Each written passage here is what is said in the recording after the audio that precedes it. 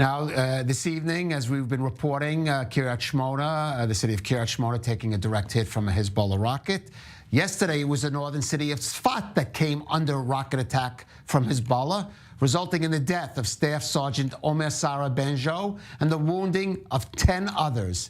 But just how prepared is a community like Tzfat, which has not been evacuated, but does fall within the range of the current rocket barrage from South Lebanon, prepared for a possible all-out attack from Hezbollah?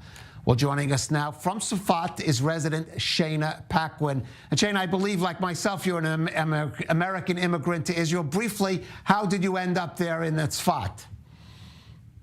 Well, I moved to Israel 20 years ago, and I lived first in Gush Etzion and came up to the north. I love the forests and the green and just the peaceful atmosphere that we have enjoyed over the last 10 years that I've lived in Tzfat. Right. I have 7 children, and 3 of them have special needs. And so the other day when the shelters sent us, when those sirens sent us running to shelter, it was a lot of, checking in on all the different class WhatsApp groups with all the different teachers. Is this kid in shelter? Is this kid in shelter? Is this kid in shelter? It is alarming, especially hearing that there were direct hits. We're all doing what we can to stay calm and to keep routine. My mind kept running back, though, to a group of preschoolers, a girls' preschool in a northern neighborhood here where they meet in trailers and they don't have a shelter. And so the Home Front Command has directed them to run outside and lay on the ground during a siren. Right, I think I actually saw a photo you posted on your Facebook of these youngsters laying out outside with their just covering their heads as if that would be any kind of effective defense. Right, and it's definitely not.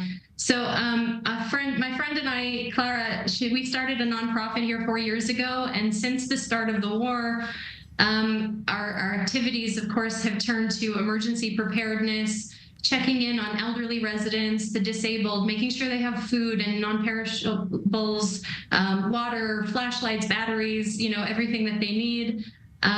We did a campaign of getting smartwatches for the deaf and hard of hearing so that they would have vibrating alerts since they can't hear the sirens. And now we've moved on to getting bomb shelters for preschoolers. And I really hope that the national government, of course, is going to step in and help out a lot with this too, because it's a huge undertaking. But we can't just sit by when our kids are suffering through needless trauma, running out into the rain, no coats, laying on the ground in the mud, in the freezing. It's crazy. So, it's this tension between pushing forward and yelling like we need help, but also staying calm and carrying on with normal life, which we also have to do, because the moment we freeze up, we've handed over victory to the enemy. Like, we have to continue living, but we need more support, for sure. Right. Now, Shayna, unfortunately, there was a young woman, a soldier, who was killed yesterday in Tzfat at the Northern Command base there. And there have been other casualties. Tzfat, I should mention, Tzfat has not come under rocket attacks the way Kiryat Shmona has, but it is in that sort of line that Hezbollah has decreed, or it seems to be accepted, they're going to shoot on.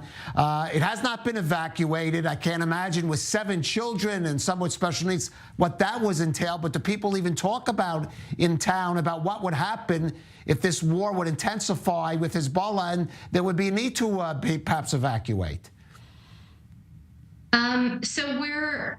Obviously we have to be prepared for any possibility, but it's something that many of us don't want to think about because it won't be pleasant, especially since we have large populations of immigrants here. We have several absorption centers for Ethiopians, a lot of Russians and Americans, Europeans, and so all of these olim, we don't have like that cousin or uncle or grandparents that we can just go and like crash on their couches with for a little while till this is over. We don't have that same network of family support, and so it is a concern. And I have to say, some people have temporarily relocated back to the countries where they came from, waiting out until we have quieter days, especially if they have maybe mobility challenges and they can't make it to shelters in time, or other health concerns.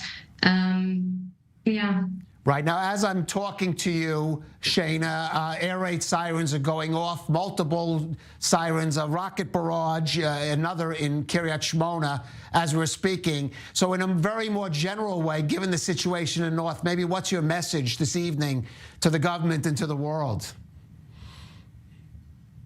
Well, first of all, I'm very grateful for the amazing outpouring of love and support that we're seeing coming from certain countries and people groups standing with Israel, sending support for our soldiers, for our residents. It is so much appreciated to know that we are not alone in this.